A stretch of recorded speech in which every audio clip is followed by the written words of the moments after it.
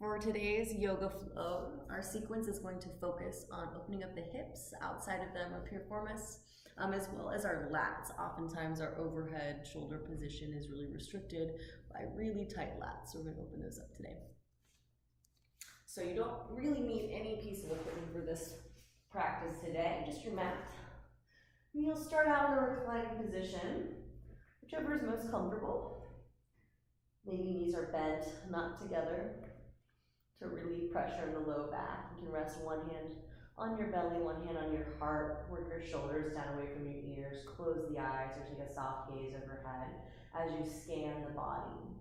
Starting from the crown of the head, take that attention all the way down through your extremities.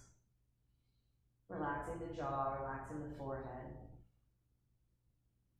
Spend about a minute here, really calming the mind by calming the breath.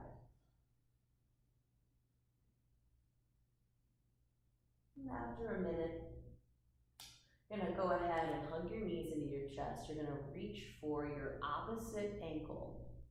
Okay? From here, you're going to lift that same side up, that arm up, and then you're going to lower that knee and that foot. So you're going to get a big psoas stretch here to start your practice with. It's beautiful. So squeeze the glute here, drive that knee toward the ground. We spend 5 deep breaths on this side. And then you'll release the foot, release the hand back down, take the feet as wide as the mat, windshield wiper. 2 times per side, releasing the low back. From here, you'll tuck those legs up again, reach for your opposite ankle. That same side is going to come up. I just did the same side. Must really want to loosen up that side. Lower the foot, keep that shoulder glued, 5 deep breaths here. Really opening up that front of that hip flexor. And then after 5 deep breaths, you'll lower the hand, take the feet as wide as the mat, windshield wipers, 2 per side. And then we're going to take reclining pigeon pose. So you're going to lift one leg up, cross that ankle over the opposite thigh. You're going to scoot that heel toward your glute to intensify the stretch. If your shoulders are down and you're comfortable here and you want a little bit more, you can pick that leg up, interlace the fingers around that thigh. Keep driving this knee away from you while dorsiflexing through this ankle. It's going to protect this knee. 5 breaths on this side. After your 5th breath, we're going to do a twist very similar to what we did at the very beginning of class. You're going to start to twist across. You're going to grab this opposite arm, cradle, or opposite leg, cradle it as you twist, lowering this foot toward the ground.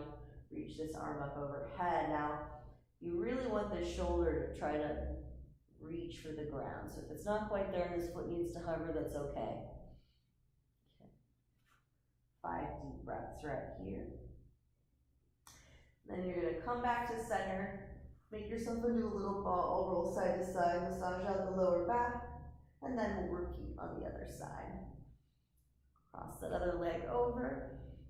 You can reach through if you'd like. If you want to add a hamstring stretch in, you can do that. If you have some really bendy people in the class and you want to reach for that shin, as long as it can drop your shoulders down and they're not having to sit like this, all gravy. 5 deep breaths right here. And then after your 5 deep breaths are over, you're going to cradle this leg, reach this arm up overhead, twist. 5 deep breaths on this side.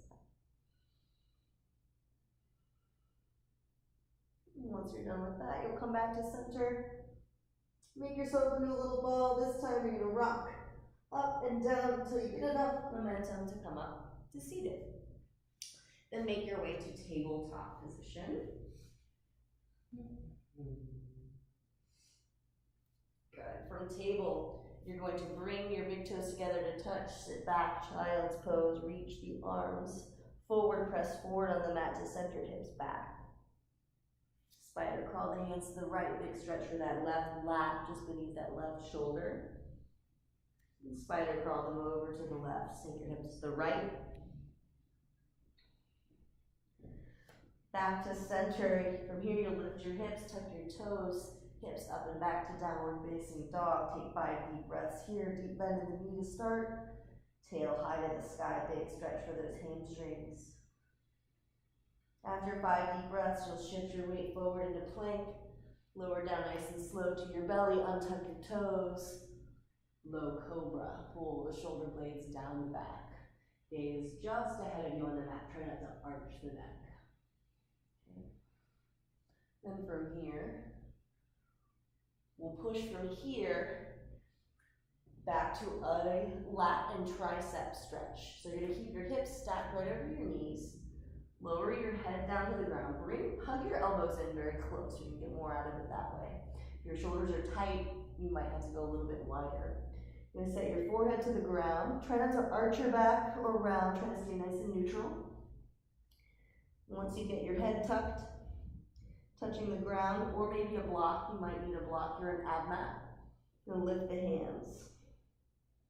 5 deep breaths right here.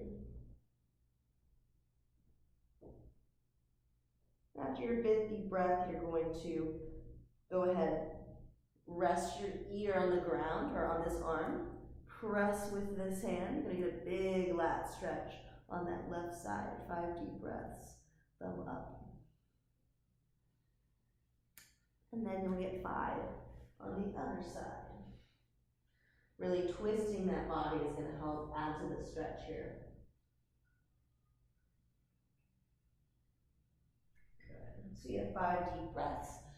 Come on out of that, and then we've got, so you're in tabletop pose. You're going to step forward. Walk that foot out to the outside of the mat for a runner's lunge. Arms are going to be inside that leg. You can walk this knee back a little bit if you want a little bit more stretch through here. And from here, you're going to walk the hands out to the side, pressing that knee out.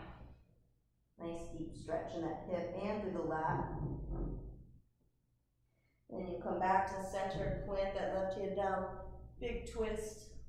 If you want to take a partial bind, you can do that. Reach behind your back, opening up the chest. 5 deep breaths here, and then you'll lower the hands, tuck the toes. Come back to downward facing dog, and you can keep that leg open if that feels great. Should feel like a great counter pose to that runner's lunge we just did. Then you'll lower down, lower to the knees. Send that left foot forward, runner's lunge. For that runner's lunge, you want those toes and fingertips in line. It's going to help. A lot of folks will be back here. Have them walk that foot forward or their hands back so they're in one line. Again, you can scoot this leg back if you want. Stay right here, opening up the hip. And then as you open up, start to walk away from that hip. Really opening it up. Then you'll make your way back to center. Big twist to the other side.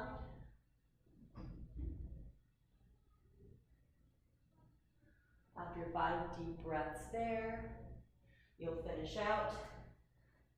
One last downward facing dog with the kick open on that side. Downward dog, lower to the knees, sit back. Finish the flow in child's pose. And that should have their hips and lats nice and warm.